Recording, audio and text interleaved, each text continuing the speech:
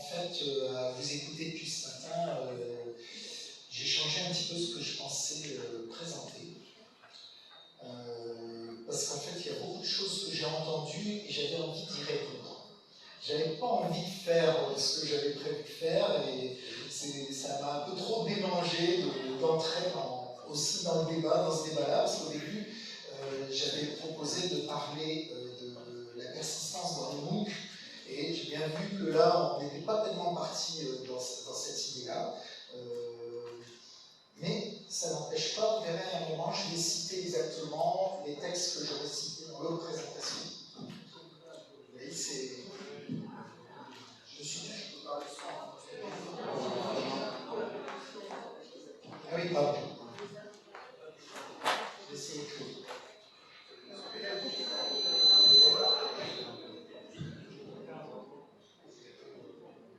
Oui, ça a l'air d'être... Bien. Donc, je suis reparti, là j'ai improvisé un petit peu, je ne sais pas bien ce qui va passer derrière moi. Je suis reparti d'un diaporama où je présentais au départ l'historique du master. Vous savez qu'on est à Lille, on a des formations à distance depuis à peu près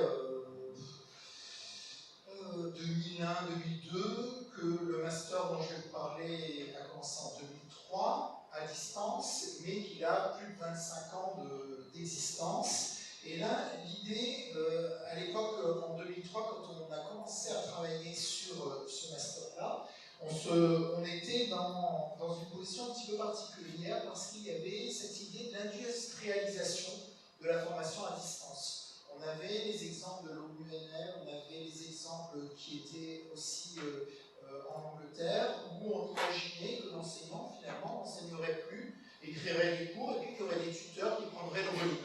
Et à cette époque-là, dès cette époque-là, on prenait un modèle un petit peu différent, qui était un modèle complètement artisanal. Alors voilà le petit pitch de départ pour commencer. Et donc, on était confronté à un modèle traditionnel, un modèle inspiré d'enseignement mutuel. Donc, l'enseignement mutuel 1818, l'idée qu'à l'époque, on réunissait dans des immenses églises plus de 1000 personnes pour leur apprendre à lire et à écrire. Il y avait un enseignant qui était devant tout le monde, et puis devant chaque rangée, il y avait un répétiteur. Et pour parler dans cette immense église, eh bien, c'était essentiellement avec des gestes et des sifflets. Et puis, au fond de l'église, il y avait des sortes de tableaux, et pour les répétiteurs qui eux savaient déjà écrire et lire, eh bien, ils allaient inscrire des choses, c'était les fameux forums. Donc, en fait, on était déjà dans des plateformes telles qu'on les connaît, et qui fonctionnent assez bien. Alors, un enseignement mutuel qui est, vous voyez, dans certaines plateformes, comme Moodle, Caroline, etc., se sont quand même assez inspirés. Et puis, je vous ai mis en même temps quelques articles qui parlent justement de cet enseignement mutuel. Alors, nous, on a développé dès le départ un modèle qui finalement s'est avéré être le modèle qui s'est généralisé, qui est finalement le modèle artisanal. Modèle artisanal, modèle associé, qui s'inspire des pratiques du présentiel. L'enseignant effectue l'ensemble de la transposition de son propre cours. Il va animer ou pas son propre cours. Il met en place des situations d'enseignement-apprentissage. Il accompagne les apprenants. Et puis, l'application que l'on va utiliser ou que l'on va détourner, elle va être un peu considérée comme une sorte de service de médiation.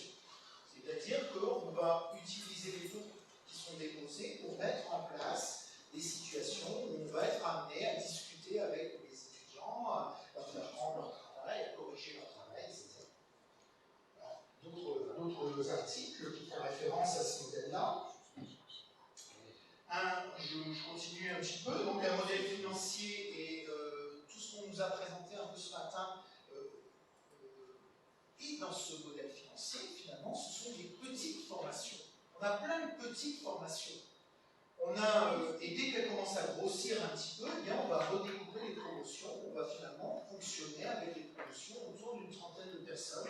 Mais on va en faire 5, 6, etc.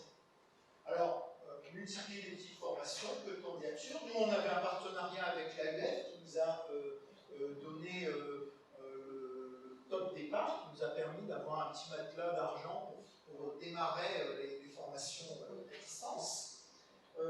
Et puis, très important, l'idée que finalement, la professionnalisation des enseignants va s'associer à une sorte de transformation identitaire et qu'elle va être portée par l'enseignement à distance. C'est-à-dire qu'utiliser l'enseignement à distance va permettre de professionnaliser aussi les enseignants, et c'est ça dont je voudrais parler maintenant. Alors, l'usage des espaces partagés, les ENT, a un impact.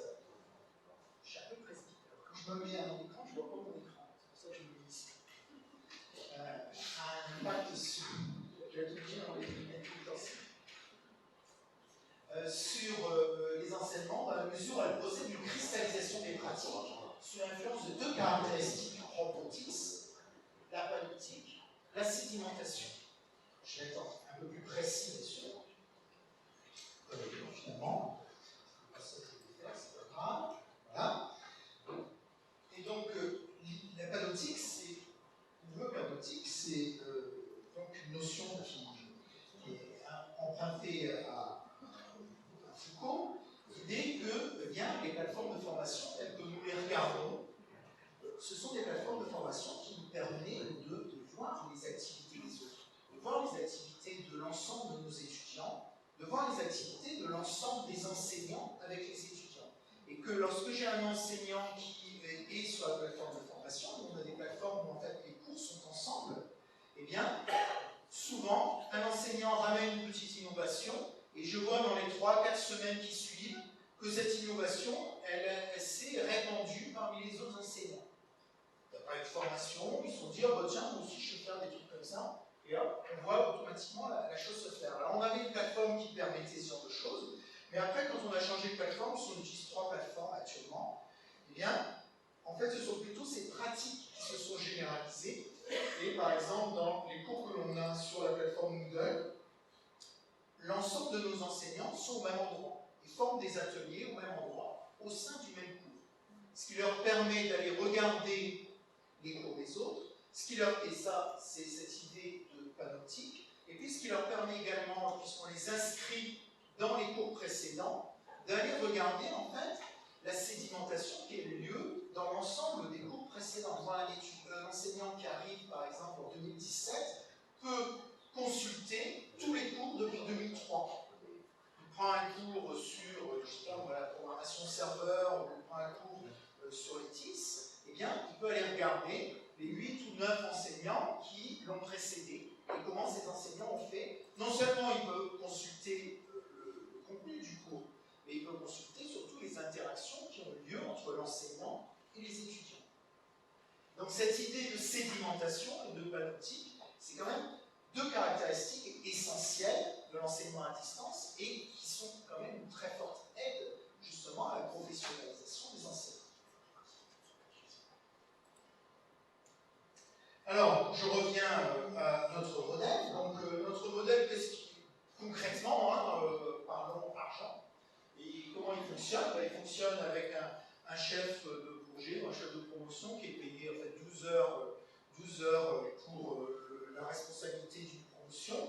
Après, on a des enseignants-chercheurs, des professionnels, puisqu'on a des masters qui sont professionnels, directeur de mémoire, animateur de son atelier, concepteur de ses cours.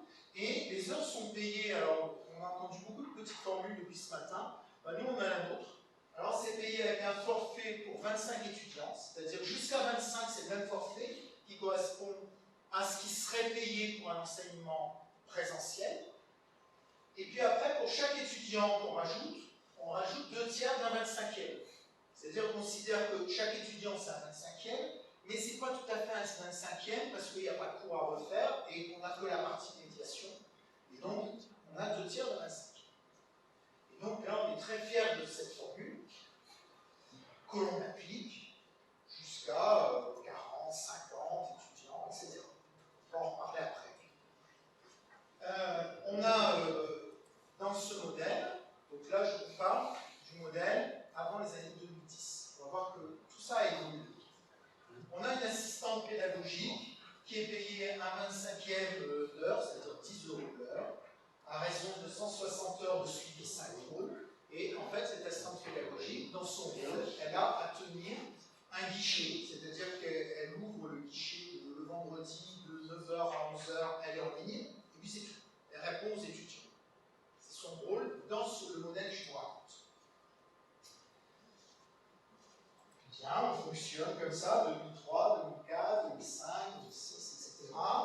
2009, il y a un grand câble qui part de Calais et qui contourne la France, l'Espagne, l'ensemble de l'Afrique, qui va finir juste à Madagascar, qui d'un seul coup se met à relier énormément de pays qui étaient déjà dans le cadre de nos enseignements, mais d'un seul coup on voit améliorer la connectivité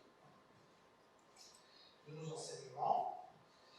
J'avance un petit peu parce que ça j'en ai parlé des caractéristiques phalloptiques, donc présence de nations dans notre système, présence de tous les enseignants dans le même espace.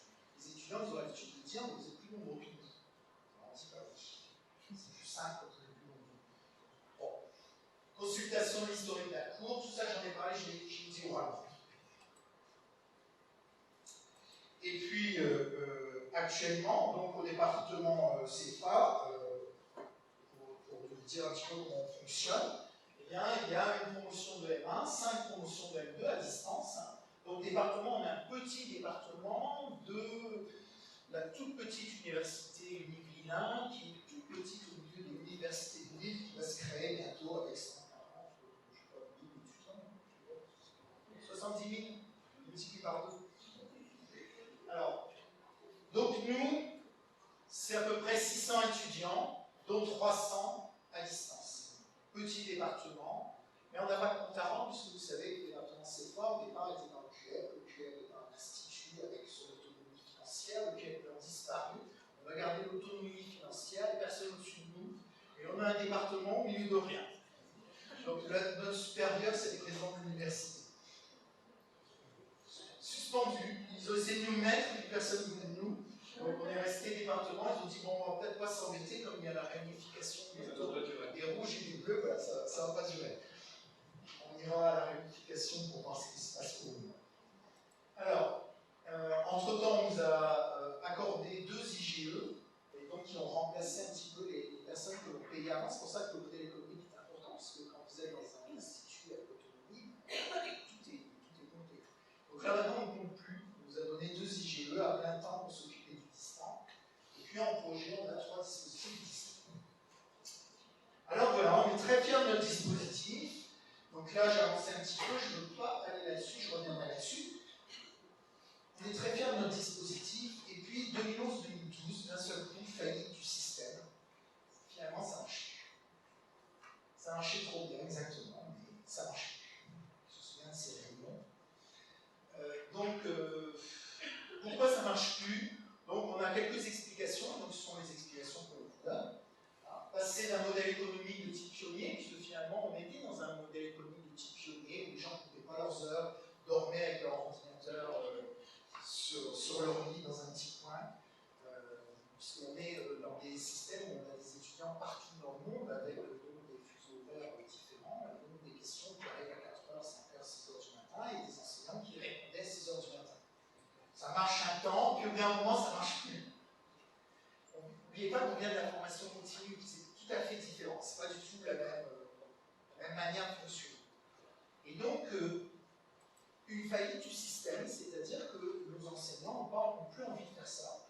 Ils ont envie d'un enseignement à distance normal, d'un enseignement, et puis ils ont une vie, apparemment, où ils la redécouvrent.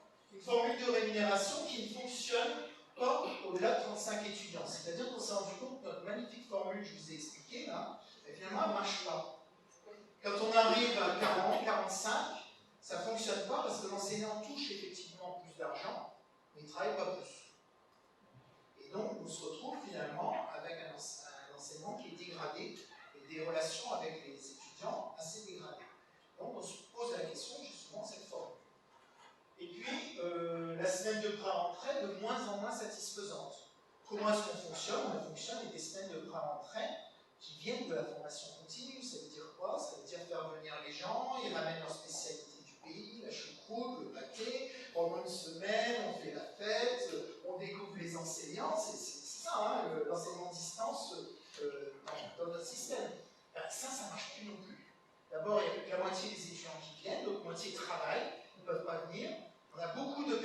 qui sont à l'étranger, près de la moitié de nos étudiants qui sont à l'étranger et qui ne viennent pas. Et on se retrouve finalement avec un groupe qui fonctionne très bien, qui a lié des relations, puis un groupe qui ne fonctionne plus du tout. Le travail de groupe qui devient omniprésent. Comme les effectifs explosent, on passe de formation au départ à 12-13 étudiants à distance, à maintenant des formations autour de 90 étudiants à distance. L'enseignant ne suit plus. Et donc, il essaie par tous les moyens de rajouter du travail de groupe qui n'est pas forcément adapté aux activités qu'il donne. Et comme on n'a jamais posé la question de qu'est-ce qu'un groupe, qu'est-ce que le travail en groupe, on le sait, on l'enseigne, mais on ne l'a jamais fait pour nous-mêmes. La crise à -2, la crise à -2 en formation des adultes, en formation continue, vous savez, c'est la personne qui, en fait, doit faire un petit peu le deuil de, alors j'ai l'habitude de dire des choses méchantes, le deuil de ses capacités intellectuelles. C'est-à-dire que quand il était en formation initiale, il s'empêchait de rendre quelque chose et d'avoir 3 sur 20. Ça l'embêtait un petit peu, mais pas tant que ça. Quand il est en formation continue, il veut l'excellence, il veut 18, il veut 19, il ne se met pas dans cette identité de l'élève qui peut avoir une mauvaise note. Et pour lui, c'est insupportable ça. Se rend compte que finalement, effectivement, il est parvenu, parce que ce sont souvent des gens qui sont dans des postes assez importants, ou qui sont en renégociation de carrière, mais qui ont de l'ambition pour eux-mêmes. Quand vous reprenez les études, vous avez de l'ambition pour vous-même. Donc, à 2 mois, on a une crise, souvent, que ce soit présentiel ou distant. Et donc, cette crise des 2 mois devient insupportable, c'est-à-dire que vraiment ça explose. Et on se dit, c'est bizarre, on l'a toujours eu, mais là, on a quelque chose de vraiment de terrible. Et on essaie de comprendre pourquoi. Et donc, ils nous disent tous être en burn-out. Pose la question aux enseignants, ils disent, bah, il ne faut quand même pas grand-chose, quoi. Les pratiques de communication liées à la sphère privée, on se dit que finalement, elles influencent beaucoup. Et ça, c'est nouveau. On a des étudiants qui ont l'habitude d'utiliser Facebook. Ils ont l'habitude d'utiliser Google Hangout, l'email n'a plus de secret pour eux. On n'est plus face à des étudiants qui trouvent extraordinaire d'un seul coup de travailler à distance. On est face à des étudiants qui trouvent extraordinaire de travailler à distance pour le travail, mais l'ont déjà dans leur sphère privée. Et en fait, ils calquent leur attitude, l'attitude qu'ils ont dans la sphère privée, sur le travail qu'il y a à faire dans la sphère académique. Donc on est confronté un petit peu à cette porosité entre des pratiques associées à la sphère privée et des pratiques associées à la sphère académique. Et puis, comme je l'ai dit tout à l'heure, la connectivité s'améliore. C'est-à-dire que d'un seul coup, bien, ils sont tous à faire de la visio. Il y a Google Hangout qui est sorti, qui permet de faire de la visio à 8,9 gratuit. Il y a Skype qui, aussi sec, s'est mis à faire la même chose. Et ils font tous 2 heures de visio tous les soirs. Et quand ils font 2 heures de visio, ils se racontent leur vie, mais ils ne prennent pas tant de notes que ça. Avant, ils travaillaient beaucoup en chat écrit. Et en fait, le chat, quand il est écrit, il fait un compte rendu de la réunion. Là, il n'y a pas de compte rendu de réunion. Et donc, on a des étudiants qui passent 2 heures tous les soirs à se connecter, qui finalement, j'ai plus de 2 minutes, c'est ça? Je suis à la tempo 14. Je dis l'essentiel presque. Je crois qu'il y a 2 diapos vraiment importants. Alors, ouais, je vais synthétiser. Bon, donc je vais sauter les aspects théoriques qui nous ont permis de comprendre pourquoi tout ça, ça nous posait problème. Donc, il y a toute une série d'aspects théoriques, je raconte quand même très rapidement. On s'intéressait à la motivation, on s'intéressait à la formation des groupes. Qu'est-ce que c'est que former un groupe? Qu'est-ce que c'est que avoir conscience de son identité numérique? Qu'est-ce que c'est que avoir conscience de l'identité numérique des autres? Qu'est-ce que c'est d'avoir conscience de l'identité que l'on donne à voir aux autres, etc. On a travaillé donc du côté, je vous ai dit, de la motivation, du côté de la professionnalisation des enseignants, et donc on est parti avec une série donc, de décisions cette série de décisions, ici, de repenser la semaine d'intégration, on va voir en détail comment on l'a repensé, de repenser les travaux de groupe, la notion